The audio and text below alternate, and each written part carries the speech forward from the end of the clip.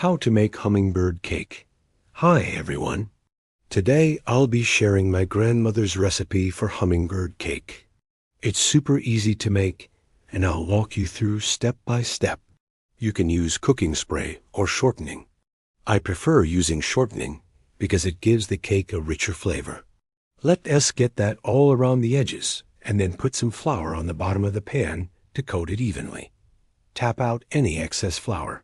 Now we're ready to move on to the next step. But first, let me know in the comments if you've tried this recipe before. We'll get started. Then set an oven rack in the middle of the oven and place the baking pan on top. After all the dry ingredients have been added, slowly pour in the boiled water. Beat the batter on low speed until it's well combined. Be careful not to overmix. While the cake is baking, prepare the glaze. To do this, add the powdered sugar to a small bowl. Next, add the pineapple juice and the melted butter. Start out by mixing everything together with a whisk. Once the glaze is smooth, add the vanilla extract and milk. Whisk everything together again until the glaze is nice and creamy. Set the glaze aside for now. Boiling water helps activate the baking soda and allows the cake to rise properly. If you want to make this cake in an 8-inch square pan, just increase the baking time to 40 minutes or until a wooden toothpick inserted into the center comes out clean. Also, remember to adjust your baking time if your oven runs hot or cold. Store leftovers in an airtight container at room temperature for up to 3 days. It's delicious either way. For longer storage, freeze for up to 2 months. Thaw the cake in the refrigerator overnight before serving. I hope you enjoyed this recipe, and I hope you give it a try. Please let me know what you thought about the recipe in the comments. Check out my other videos. Thank you for watching. Bye. And last, what kind of nuts go into this recipe? You can use any nut you like. Walnuts are traditionally used in hummingbird cake, but you can use pecans or even macadamia nuts. Now, should I use fresh or canned pineapple?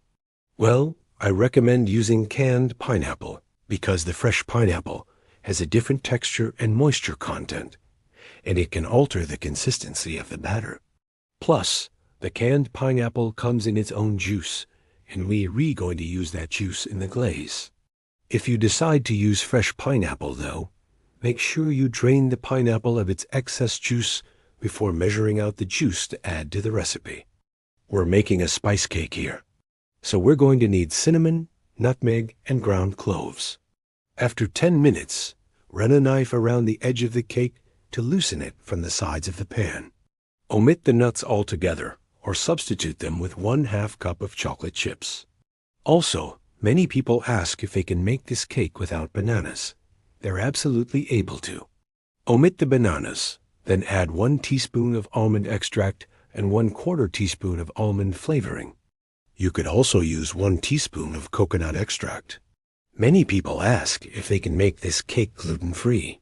They absolutely can. Use a gluten-free 1-to-1 baking flour.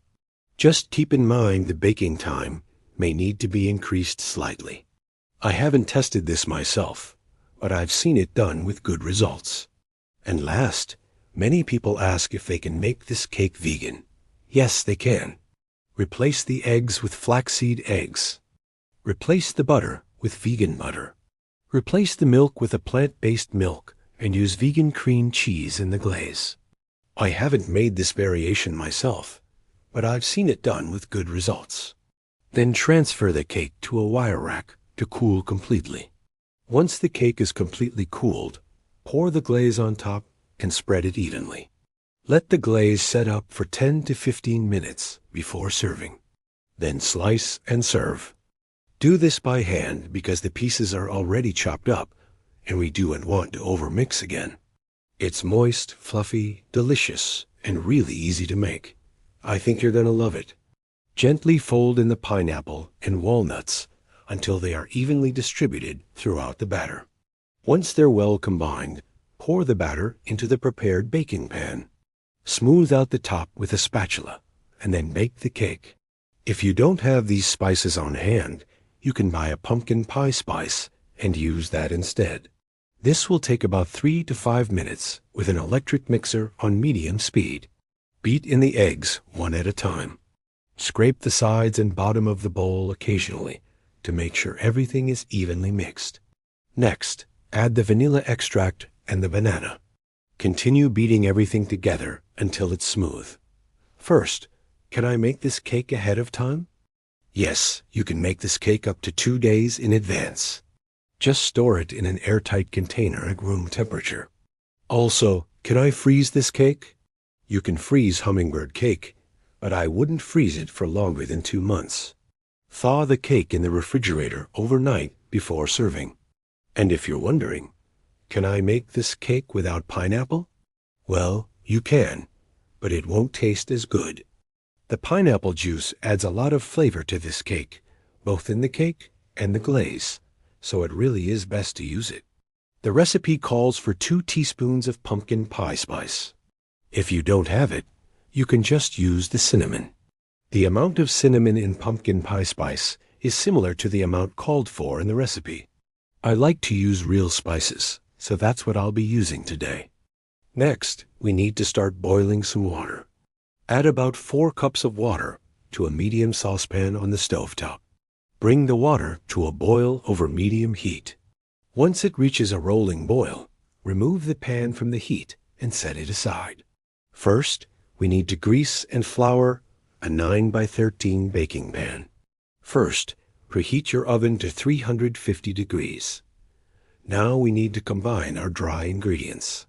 In a large bowl, whisk together the flour, baking soda, salt, and spices. To the dry ingredients, add half a cup of sugar and continue whisking everything together until it's well combined. Set this bowl aside for now. In another large bowl, cream together the butter and remaining sugar until the mixture looks like frosting. Slowly add half of the dry ingredients while continuing to beat the mixture on low speed. Now we need to fold in the pineapple tidbits and walnuts. Bake the cake for 30 to 35 minutes, or until a wooden toothpick inserted into the center comes out clean. Once the cake is finished baking, let it cool in the pan for 10 minutes. Here's a close-up so you can see how beautiful it is. Now let's talk about some tips and frequently asked questions I get about this recipe. Next, do I have to boil water for this recipe? Yes, you do. Another question I get is, can I make this cake in a different pan? Yes, you can. Now let's talk about variations of this recipe. First, many people ask if they can make this cake without nuts. Yes, you can. Now let's talk about how to store leftovers. And finally, let's talk about serving suggestions. Serve Hummingbird Cake plain or with a dollop of whipped cream or a scoop of vanilla ice cream. Well, that's it for this video.